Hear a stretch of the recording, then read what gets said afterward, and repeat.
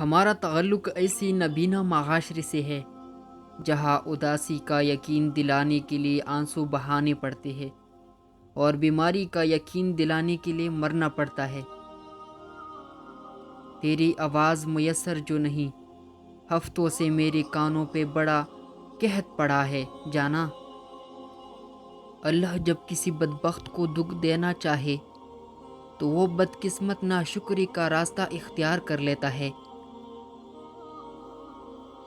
یہ زندگی صرف تب تک ہلکی ہے جب تک ساری بوجھ ماں باپ نے اٹھائی ہو۔ بہتر یہی ہے خود کو وضاحت سے دور رکھے۔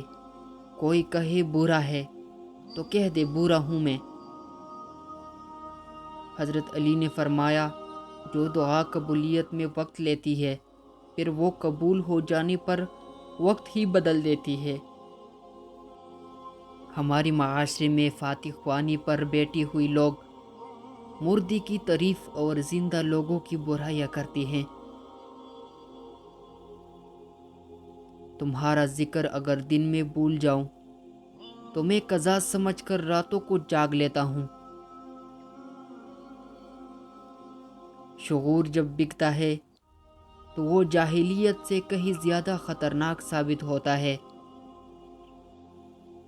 میرا خیال ہے کہ حالات حاضرہ پر تبصرہ کرتے وقت جو شخص اپنی بلڈ پریشر اور گالی پر قابو رکھ سکے وہ یا تو ولی اللہ ہے یا پھر خود ہی حالات حاضرہ کا ذمہ دار ہے۔ بہترین مبالغ وہ ہے جس کے پاس تبلیغ کے لیے الفاظ کی بجائے کردار ہو۔ اس شخص کو کوئی نہیں بدل سکتا جس شخص کو اپنے اندر کوئی غلطی نظر نہ آتی ہو۔ خاندانی لوگوں کا وقت بدلتا ہے، معیار نہیں۔ بدنسلوں کی قسمت بدلتی ہے، اوقات نہیں۔ خاموشی اختیار کر لے مگر گلہ مت کرے، گوشہ نشین ہو جائے مگر اپنا معیار مت گرائے۔ عزت نہ ملے تو کنارہ کشی بہتر ہے، لیکن وقت کی بھیک نہ مانگے، کیونکہ عزت اور احساس کے بغیر کسی بھی رشتے کا وجود نہیں رہتا۔ کوئی مخلص ہو کر آپ کے آگے جھک جائے تو اسے جھکا ہوا ہی سمجھے، گرا ہوا نہیں۔ زندگی اپنی خوبیوں پر بسر کی جاتی ہے، دوسروں کی خامیوں پر نہیں۔ دوسروں کو نصیحت کی پھول دیتے وقت خود ان کی خوشبو لینا مت بھولے۔ دنیا میں تمہارے نفس سے زیادہ ایسا کوئی سرکش جانور نہیں جو سخت ترین لگام کی لائق ہو۔ عورت کے چہرے پر تمام رنگ مرد کی وجہ سے آتی ہے، چاہے وہ رنگ خوشی کی ہو یا غم کی۔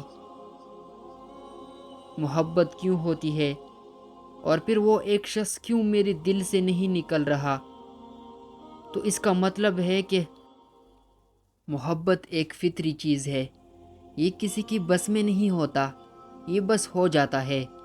اور پھر اس شخص کی یادیں دل سے اس لیے نہیں نکلتی کیونکہ اس کا روپ، اس کی ادائی آپ کے ذہن میں اپنی پنجے گاڑ چکی ہوتی ہے۔ جب بھی تم اس کو بلانا چاہو وہ نہیں نکلتا، اس کا روپ بہت طاقتور ہوتا ہے۔ جب بھی وہ نظر آنے لگی تو آپ کی دل کی دھڑکنیں تیز ہو جاتی ہے۔ اگر کسی شخص کو اپنی اولاد سے محبت کا دعویٰ ہے تو وہ بچوں کی ماں کو خوش رکھے، یہی اپنی اولاد سے محبت کا عملی ثبوت ہے۔ بچوں میں خود اعتمادی اور تخلیقی صلاحیتیں تب ہی پیدا ہوتی ہے جب گھر کا ماحول خوشگوار ہو۔